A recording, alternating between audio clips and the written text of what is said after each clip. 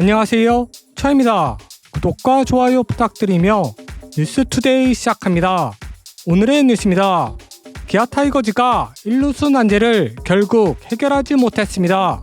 기아 타이거즈는 올 시즌 내내 여러 선수를 다방면으로 기용하며 돌파구를 찾아봤지만 1루수 문제를 결국 풀어내지 못했습니다.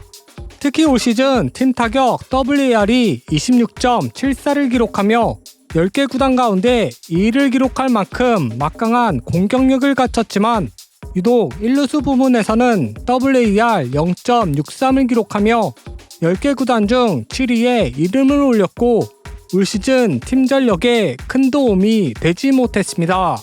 결국 내년 시즌을 위한 전력 구성 가운데 1루수 자리가 가장 큰 숙제로 떠올랐고 1루수 즉시 전력감인 양석환 선수를 외부 FA 영입으로 데려오는 방법을 고민하기 시작했습니다. 그래서 어제 양석환 선수 영입에 대한 투표를 진행하였고 약 3,000문 넘게 투표를 해주며 평소보다 많은 관심을 보여주었습니다. 약 42%가 양석환 선수의 영입을 찬성하였고 반대로 약 58%는 양석환 선수의 영입을 반대하며 양석환 선수에 대한 기대치가 무조건 높지만은 않았습니다. 특히 반대 이유로는 연봉이 너무 비싸다는 의견이 지배적이었으며 올 시즌은 타선이 문제가 아니라 마운드에 있다는 점을 지적하였고 차라리 양석환을 데려올 바에는 안치홍을 복귀시키라는 댓글을 달아주기도 했습니다. 특히 지난해 최은성 선수가 하나와 6년 90억 원의 계약을 체결한 만큼 양석환 선수의 계약 금액도 최소 4년 60억이 될 것으로 예상되고 있고 기아 타이거즈의 경우 최영우와 김선민 선수의 단연 계약이 예정되어 있기에 셀러리 캡을 감안한다면 양석환 선수를 잡을 만한 여유가 없는 게 사실입니다. 또한 올 시즌 부상만 없었다면 1번부터 9번까지 크게 결점이 없을 정도로 밸런스 있는 타선을 구축하고 있고 나성범, 최영우, 소크라테스로 이어지는 최강의 클린업 트리오가 있는 만큼 양석환 선수를 중심 타선에 쓰지 못할 바에는 굳이 고액 연봉을 주면서까지 영입할 필요는 없다고 생각합니다.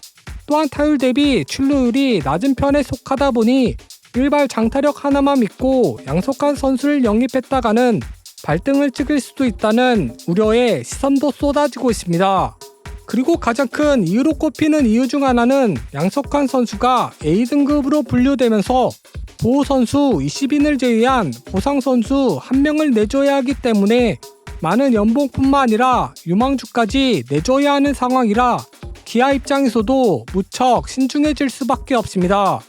또한 올 시즌에 두산 베어스가 이번 와일드전에서 초고속으로 탈락한 만큼 내년 시즌을 위해서라도 양석환 선수를 절대 놓치지 않을 예정이고 사실상 타팀으로 이동할 가능성이 낮다는 평가를 받고 있습니다. 결국 기아 입장에서는 외부 영입보다는 내부에서 전력을 키워내는 방법에 집중을 해야 하고 1루수 자원으로는 변우혁과 황대인 선수가 후보로 꼽히고 있습니다. 우선 가장 먼저 떠오르는 선수는 올 시즌 내내 1루수와 3루수를 병행해가며 꾸준히 1루수 경쟁을 해왔던 변우혁 선수이고 올 시즌에 7개의 홈런을 때려내며 파워면에서는 확실하게 눈도장을 찍었습니다.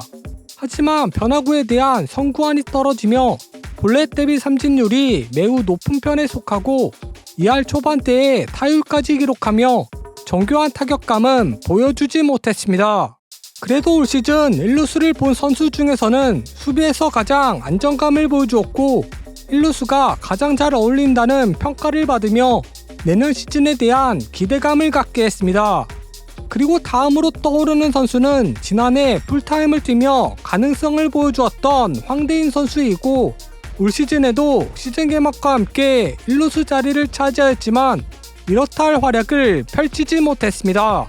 특히 개막 이후 2달간 부진을 변치 못했고 이후 1군과 2군을 4번이나 오가며 많은 기회가 주어졌지만 7월에 당한 햄스트링 부상 이후로는 타격감을 완전히 잃어버렸습니다.